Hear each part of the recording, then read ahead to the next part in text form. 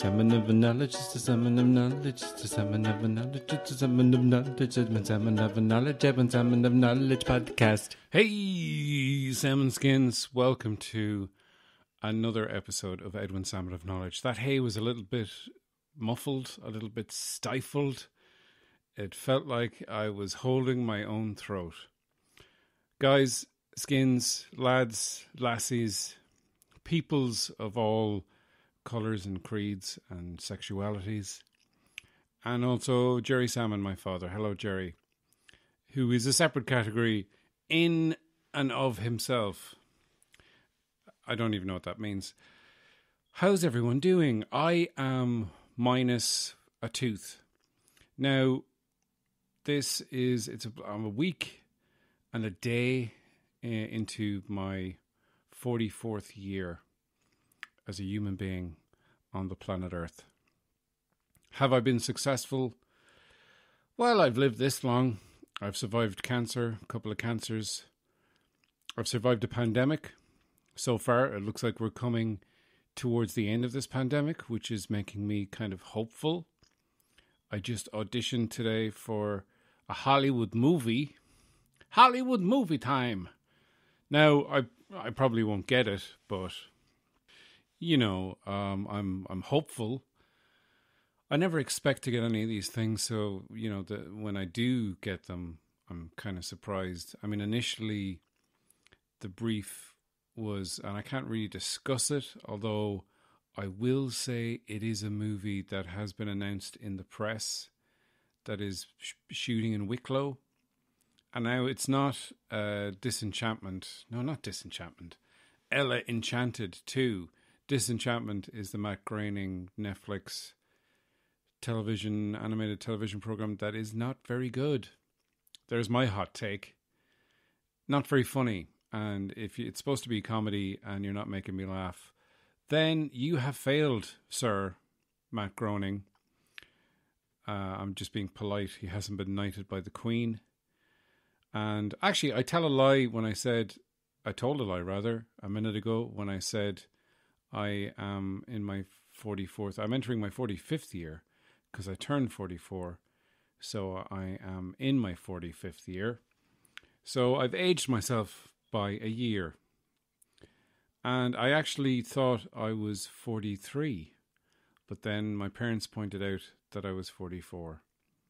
And they should know, because they were there when I was born.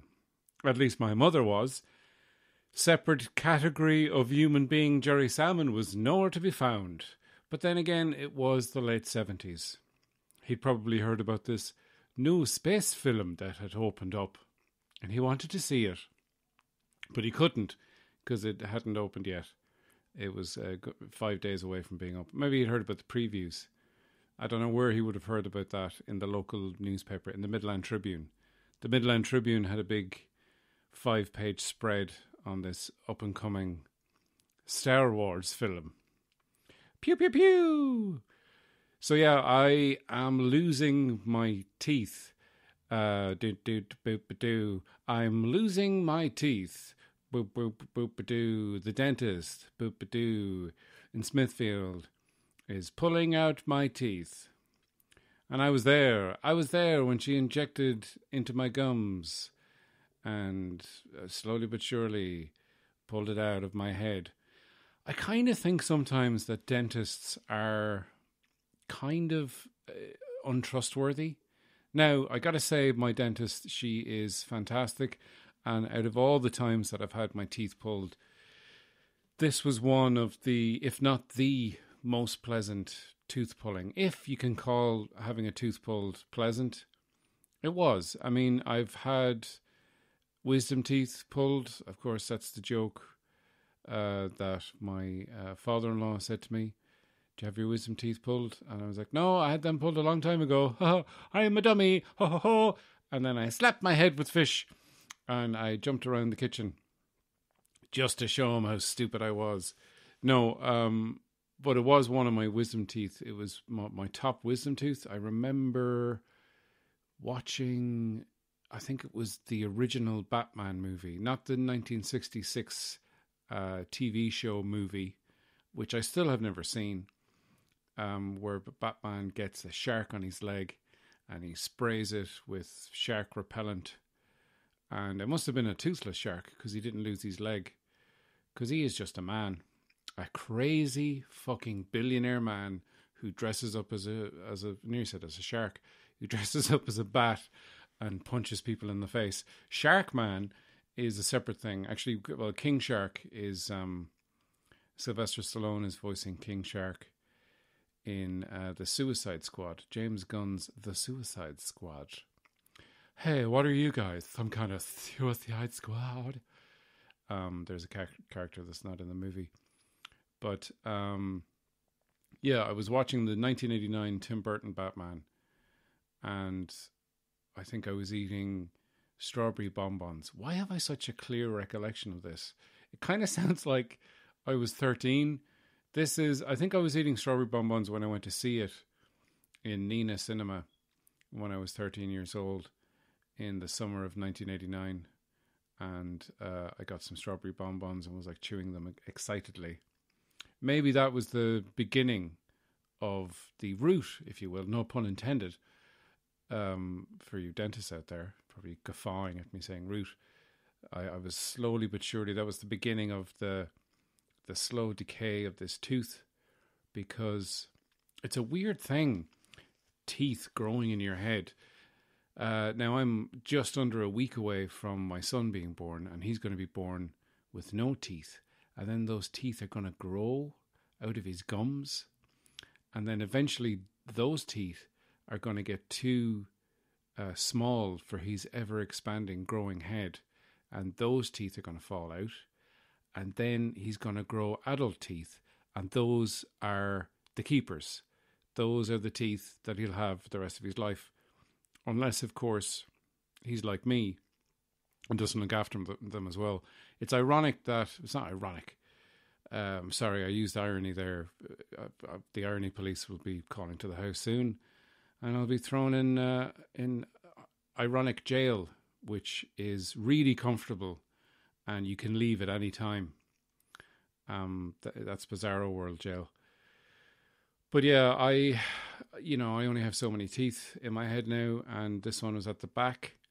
And I have to have another one pulled, which is at the bottom back. And then I don't know how many I have left. But when I had that top wisdom tooth, it was top left.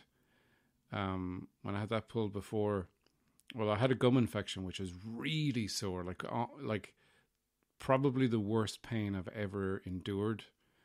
And I've had cancer. But it was awful. And I was eating the strawberry bonbon again. My love for strawberry bonbons has never waned.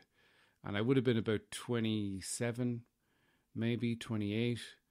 So probably 10 plus years of chewing strawberry bonbons and watching Batman movies.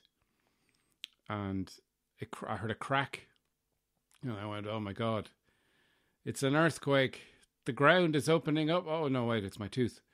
We don't get earthquakes here. And I was like, oh, that's not good. And then I like reached in and I pulled like a tiny little sliver, like a chip of a tooth out. And I went, oh no, better get that seen to. And then 4 short years later, I did. No, it was maybe a year later, which is still a long time to be waiting to have something done with a tooth that is clearly damaged. And I went into the dentist and he couldn't get a grip on the tooth. He did the usual thing. He injected me with the anesthetic on the top and the bottom. He waited a couple of minutes and then he, played me a beautiful aria and I had no feeling towards it. And then he checked my gum and there was no feeling there either.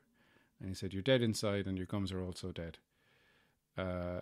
Numbed, rather. You're numbed inside. And he proceeded to try and pull my tooth out, but he couldn't get a grip of it. He kept slipping. And it was almost like punching me in my lower lip, which was numb. So that was fine. But still, you don't want to be even accidentally punched. It's not pleasant.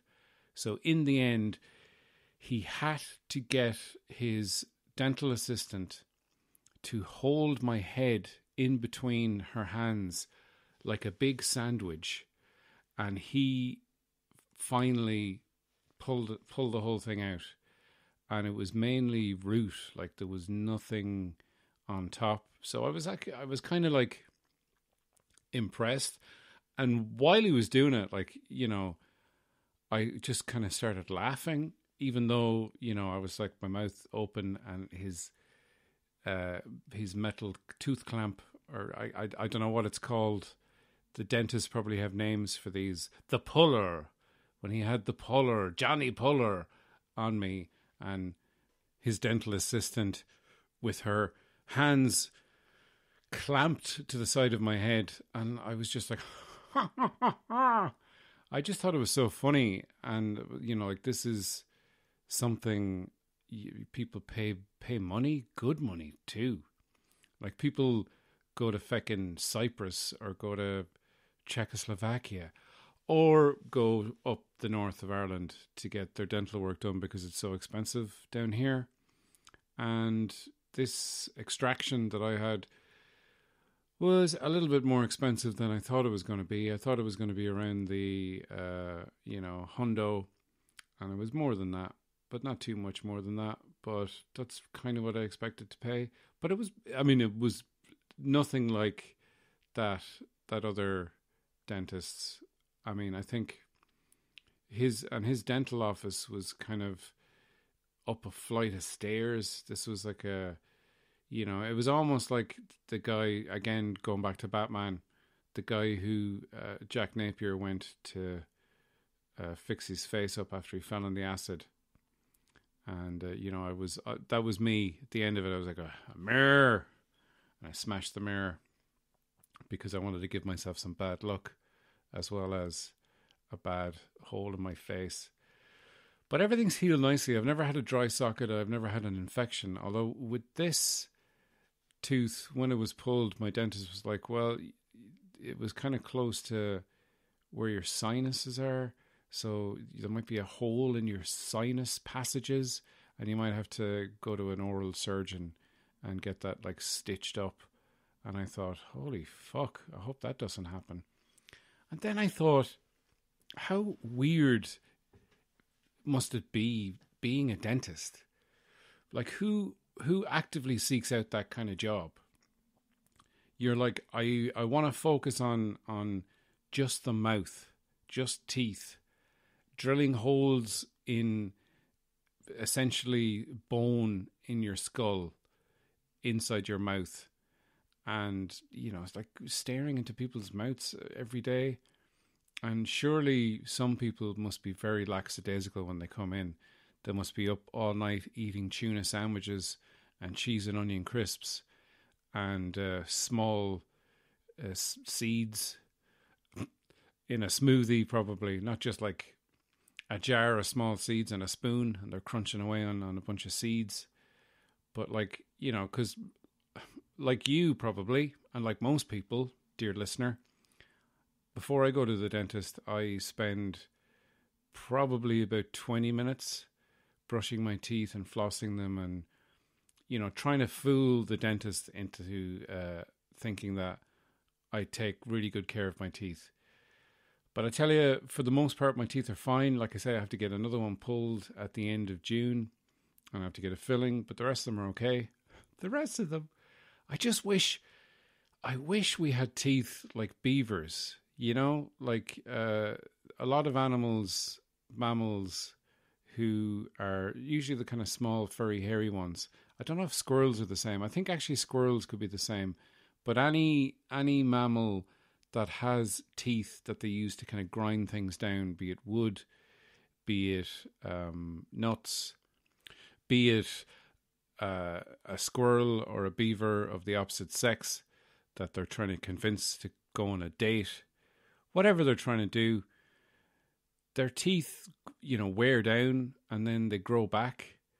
Whereas, you know, we have two sets of teeth. You know, you lose your baby teeth and then you have your adult teeth, and you're supposed to take care of those forever. And I remember seeing on an episode of QI where I get like 95% of my knowledge. But back in the 17th century, there was a tradition whereby when someone was getting married, part of the dowry for getting married, which is, I've got 15 sheep and a country home in Devon and 14 bars of gold, and that's my dowry. Oh, and this toasted cheese sandwich. But one of the things that they would do is the man would, as part of the dowry deal, and this was just a common occurrence, this was like a pretty normal thing to do, they would have a dentist remove all of the woman's teeth, the woman he was going to marry, and, all at once, all in one sitting, remove every tooth out of her head and then give it a while to heal. I mean, can you imagine that? Imagine all of your gums being like sore and raw. And this was before they had, Nurofen and paracetamol. The poor woman probably just had to take a whole lot of cocaine. And, well, actually, maybe it wasn't so bad. And then he would make dentures, and, be part of the dowry would be she'd never have any tooth problems ever again because she wouldn't have any fucking teeth. So I don't want to get to a point where I need dentures. I had a tooth pulled before. I mean, I've had my wisdom teeth pulled, and I've had a few teeth pulled before. One of them on my right-hand side, which was kind of halfway back. But the dentist at the time, a different dentist to the dentist I have now, she said, well, I can pull this tooth out and you probably won't even notice because the teeth in front of it are kind of crooked, so they'll sort of hide the gap. So basically she was saying, because your teeth are so shit, I can just pull this tooth and no one will even notice.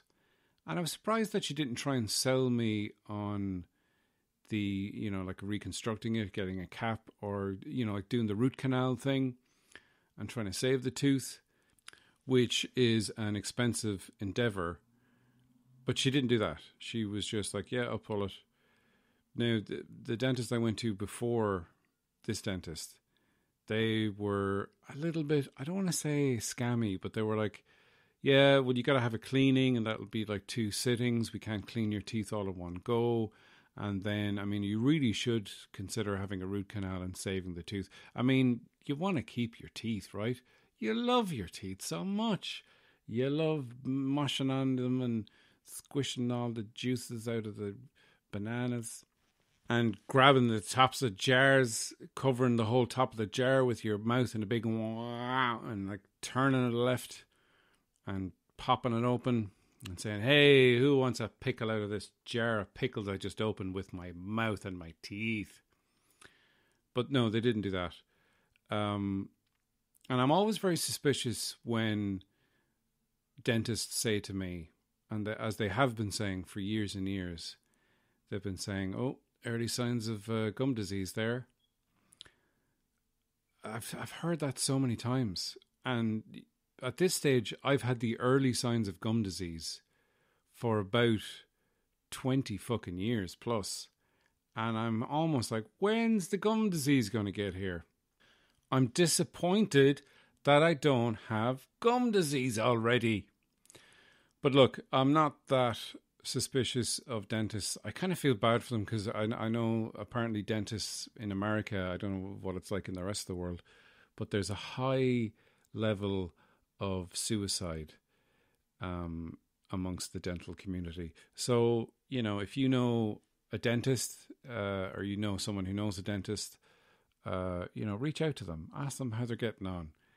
Because apparently staring into the mouths of strangers all day long and drilling holes and filling holes and pulling teeth out of people's skulls is a depressing job.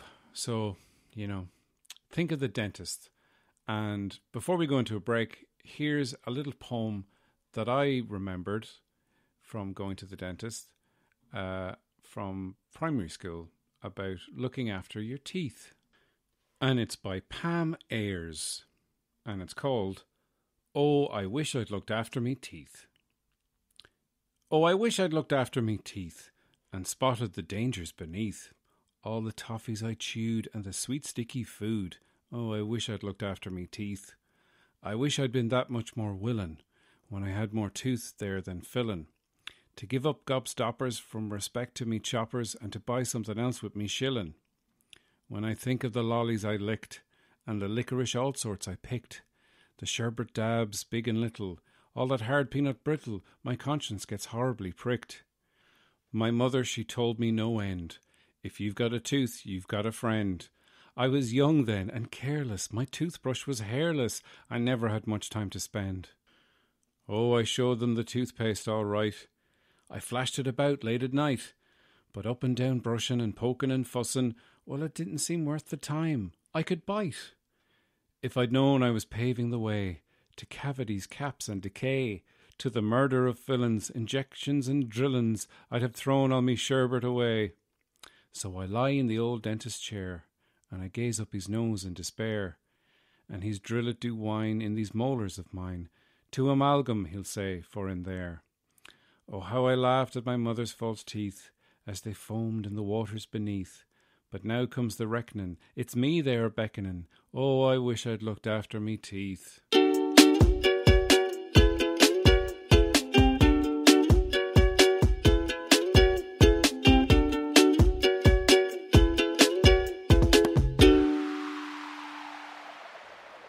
So, guys, welcome back. Yeah, so look after your teeth. There are some kind of weird things in there. If you've got a tooth, you've got a friend. I mean, if your tooth is your friend, then you probably don't have any friends. But, that's just, and my toothbrush was hairless. I know it's rhyming with careless. But don't use toothbrushes where the bristles are made of hairs. That's for shaving implements, shaving brushes. And that's the last word I'll say on teeth. God, that's a lot of stuff on teeth. Now, I have been having some very, very strange and lucid and detailed dreams as of late. I don't know if that's a result of impending fatherhood, but it's on its way. It's in the post. Next week. Actually, next week's episode will be an interesting one because it might be delayed. I might have to record it early just in case. In fact, I think I will because I don't know what my routine is going to be like. Everyone says, oh, get your sleep in now because you won't be sleeping and all when the baby comes. And then they explode. So, God, I mean, I feel bad for the people giving me advice who continue to fill up with helium and explode all over the place. Like Katanga in Live and Let Die, the Roger Moore James Bond debut. Anyway, guys, look, this is Ireland's third most popular improv podcast and 39th most popular in the Netherlands. It's also about in the top 40 in Norway, and it's nearly in the top 100 in America, which is the real market that I want to break into. So what I'm going to do now is I'm going to do some improv rapping. So let's lay down a beat. I like it. Oh yeah. Come on now. Mouth baseline. Boom, boom, boom, boom, boom, boom, boom. Baby, baby, baby, my baby's come soon. My little baby boy, he is a masculine child. He's a masculine. He is not a feminine, but he can be masculine. Or he can be feminine. He choose what he want to be. When he grows up, you see, it's a different world than the world I was born into. I will be in the room, unlike my papa do. My baby, baby boy, baby, baby, baby boy, baby, baby, baby boy, baby, baby, baby, baby, baby boy. So there you go. There is my new hit single. It's called Baby Baby Baby Baby Baby Boy. So, I mean, a lot of... how do you spell that? The way it's pronounced. So, I've noticed in the lead up to my son being born, whose name I shall not reveal. If you want to know my son's name, if you're that interested, you can pay the minimum of €3 for all the extra content on my Patreon page. Did I say that right? I'm not going to go back and check. Look, this is just how I roll. This is improv.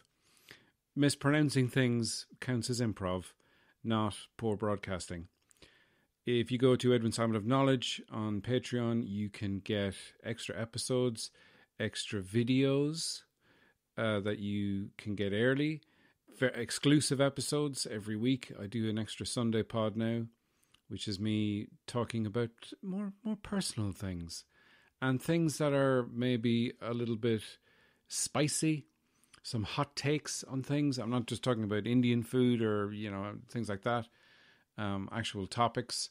One of the things I find strange in the lead up to my son being born is when people have kids and those baby kids meet other baby kids. And if the kid is a boy kid and the other kid is a girl child, they'd be like, oh, he'll be a heartbreaker.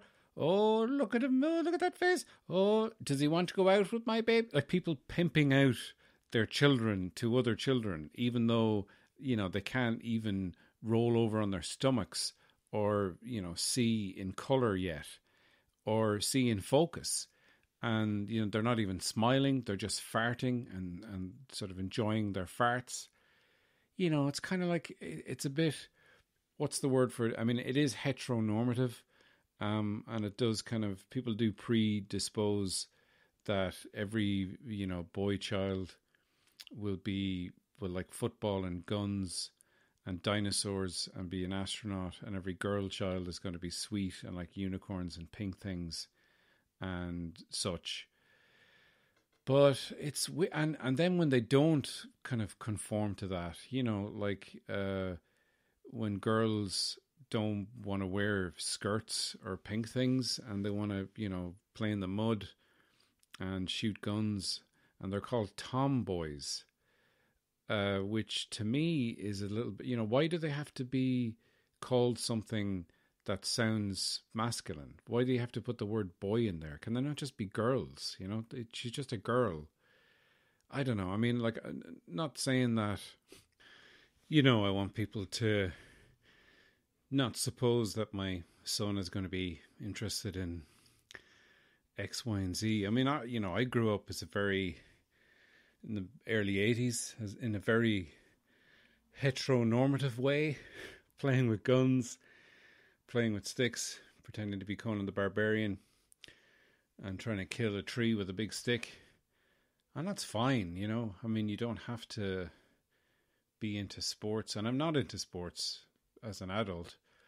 I don't mind playing sports, but I'm not like, I don't get emotionally invested in a particular sports team, and I'm all like, come on, the Tigers, win the championship, points, huzzah! I'm not like that at all, because those aren't expressions that people use when they watch sports. But yeah, it must be tiring and frustrating for gay and lesbian couples who have kids, and their whole lives they have been sort of gender normatized. If you're a girl, you like boys, and if you're a boy, you like girls. And they're doing that same thing to their kids, be they girls or boys. It's just, I don't know. It's a strange thing, and I know people still have a problem with just love in general, and whether it's okay to love someone of the same sex or not. I mean, love is love. I'm not saying, because there are some people who, marry bicycles and fall in love with bassoons and, carpet cleaners and things like that. And, someone married a ghost there a while ago. I don't know how that's going. How do you even have sex with a ghost? How do you consummate a relationship with a ghost unless you do it the way that Patrick Swayze did it with Demi Moore in the film Ghost, where he possessed the body of Whoopi Goldberg's psychic character, and he had sex with Demi Moore. But in the movie, it cuts to Demi Moore and Patrick Swayze getting it on. But that's only in her imagination, because what really happened was he went into the body, his spirit went into the body of Whoopi Goldberg's character. So Whoopi Goldberg and Demi Moore had sex. And that's what actually happened. But spiritually, it was Patrick Swayze's character. So, speaking of weird things, I had a weird dream. I mentioned it there just a few minutes ago before I started going off on a fucking tangent. Sorry about that. But hey, that's what I do. That's improv. I don't usually plan these things. It just happens. And, you know, I literally just had this dream last night. And the only real reason I remembered it is because I woke up and told the entire dream to Cara. And that's how I kind of... Because usually when I have a weird dream, I'll wake up and go, what a weird dream. And I remember like one section of it. And then it's just gone out of my head by the time I have my granola, yogurt, coffee, and fruit. All in one big bowl. A disgusting breakfast, ruined by hot coffee all over my strawberries. So dreams, guys. Dreams can come true. And this one may come true because I think it has something to do with, like, all my recent dreams I think I've had because my baby boy, my bouncing baby boy, although don't bounce a baby, no matter how buoyant they are and how rubberized they can be, they are still very fragile, especially the Fontanelle, which is not a fancy French restaurant that serves foie gras and petit foie. It is the soft part of their skull, because I think I mentioned this before, when a baby is born vaginally, its skull kind of closes over. It's like two separate kind of hemispheres, so it like moves together and across itself to make its head smaller, and then when it comes out it spreads back again, which is pretty incredible stuff that your skull can do that. I mean, I think one of the things that, well, for me anyway, I won't speak for Cara, but when little Junior is born, Junior? No, I'm not going to call him actually. He's not going to be like Edwin Jr. I like my unique name. I don't want anyone else to have it. Even my son. Fuck off and get your own name. No, we'll give him a name. You'll know the name. Just go on Patreon and listen to my extra podcasts and you'll definitely get the name, because I mentioned it a few times. And, you know, I also mention why we picked that name and how people assume that I've named him after someone else, when in fact the truth is entirely different. So dreams can come true. The dream was something to do with, I think it's something to do with the fact that things are starting to open again, gigs are happening again. I've been thinking about doing gigs, doing some stand-up gigs. And of course, if you don't get to see my stand-up, if you live in Canada or Japan or Norway or the Netherlands or America or the UK, although I'll probably get to the UK at some point. I'd love to get to America to do some gigs, but probably not in the near future. I will be recording these gigs and you can see them on my Patreon page once I start doing gigs again. So I was thinking of, you know, booking a few venues or a venue, a few nights in a venue for September, October region, maybe. So we'll see what happens. And I've been going, will I, shall I? And thinking about it. So it's been on my mind. So in the dream, I was, I think, preparing for a gig. I was dressed in a sort of a 1950s kind of suit with, a thin tie, and it was kind of like a black and white suit, almost like a sort of a tuxedo-y type suit, because I remember feeling very uncomfortable in the clothes that I was wearing in the dream. And the venue, I was like not happy with the venue. It kind of, it sounds like every gig I've ever had, that you always find something wrong with the gig or the venue or the clothes you're wearing or the crowd.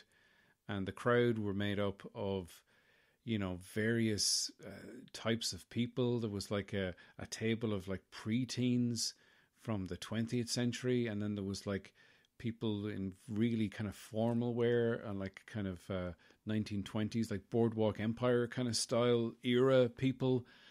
And then there was a table that had a bunch of random people, and Princess Diana was there, but like 1980s Princess Diana, not early 90s, but like young Princess Diana. And I was like kind of freaking out and hanging around at the back, and there was acts on stage. It was like a small kind of stage, and people were doing, I don't even know what they were doing. I think they were doing sort of comedy of some kind. I can't really remember. All I know is like I was going around just freaking out, and I bumped into my friend Hannah Mamalis, who I do the Reviewables podcast, even though we haven't done an episode in a while. But hopefully we'll get back to doing that in the studio once things open up again. So maybe that was on my mind as well, that I've been neglecting that, my old podcast and my old podcast partner. And she was like, "Oh, you're doing a gig?" And she was like, "Ooh, tough crowd." And I was like, "Why is it a tough crowd?" But she'd like left before she could tell me. And then I was like sneaking up to the stage. This is the weird thing. I don't know why I wasn't backstage waiting to go on. I was like out the front watching everyone watching this imaginary gig, which is something I do sometimes when I go to a gig and I'm not on immediately. There's a couple of people on before me.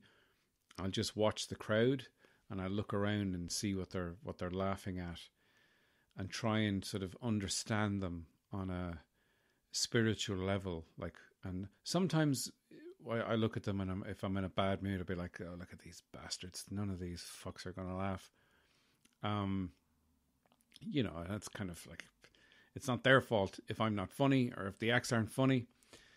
But I kind of study the crowd. So I think maybe that was it. And I was like trying to sneak up, and I was sneaking up, and I turned a seat around, and it was like a plastic chair, like not from the 20s or 50s, a very kind of modern chair, but it had like cigarette ash. It was like an ashtray in it, and all these like cigars and stuff were like falling off it.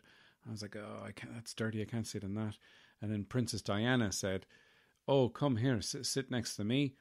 So I went up, but my bag of props and stuff that I had beside me was like banging off her, and I nearly knocked her off her seat. And I was like, "Oh, sorry."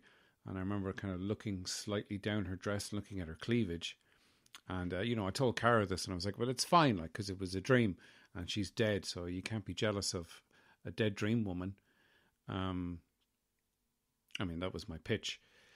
"Dead dream woman, you're not for me, 'cause you're dead and in a dream. I want you in reality. Dead dream woman, dead dream woman, won't you be alive for me now?"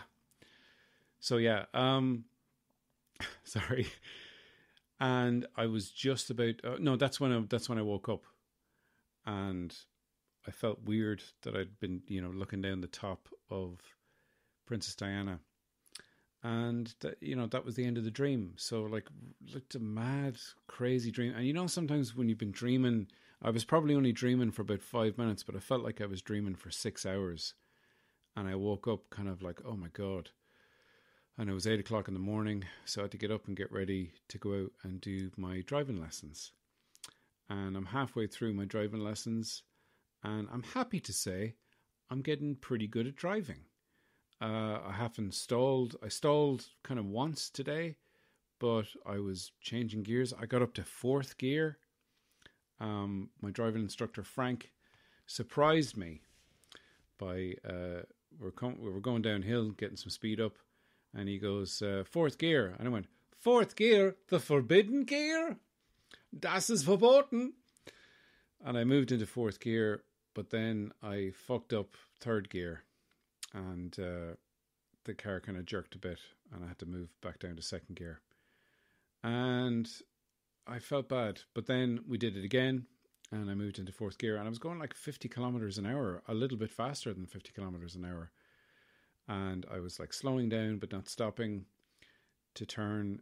I can turn left, right. I can go around roundabouts. I can reverse pretty easily now. And we went on a slightly different route today. So if you're out and about in the Tala area on Thursdays in the morning, look out for a really excellent learner driver who you probably think when you see him driving, holy shit, he could be a professional. Anyway, guys, as I said before, if you want to check out extra episodes, extra content, my book, which I'm still writing, I have to put up some more chapters from it. Hopefully I'll get around to that this weekend. I know some of my patrons are enjoying the book. So you can read that before it's published to great acclaim and a lot of sales, because hell, I need the money, because not only am I having a baby, I'll be getting married in late 2022. So got to save up for that and got to earn the spondulix, or whatever the currency of this country is. I hope you're safe and sound wherever you are. If you're vaccinated, that's a good thing. You know, get vaccinated, wear a mask, don't believe the hype, stay off Facebook, don't listen to old people. They're the worst generation. They had it so fucking easy. They could buy houses and educate themselves for free and not, have to pay $500,000 for a 2-bedroom semi-detached bungalow in the south of Kildare. So guys, that's the end of the show. Thanks very much for listening, and stay safe, and I'll see you soon. And the next time you hear me, I will be a father, and I promise to not clog up the entire episodes with baby talk. I'll probably do something completely different, just because I'll be sick to death of nappies and burpees, but I'm really looking forward to it. If you are a parent out there, please don't give me any advice. Everyone's making it up as they go along. No one knows what they're doing, and anyone who pretends that they do is only fooling you. Babies, keep them alive, and that's it. Just keep your babies alive until they grow up and they look after you if you need looking after, yeah.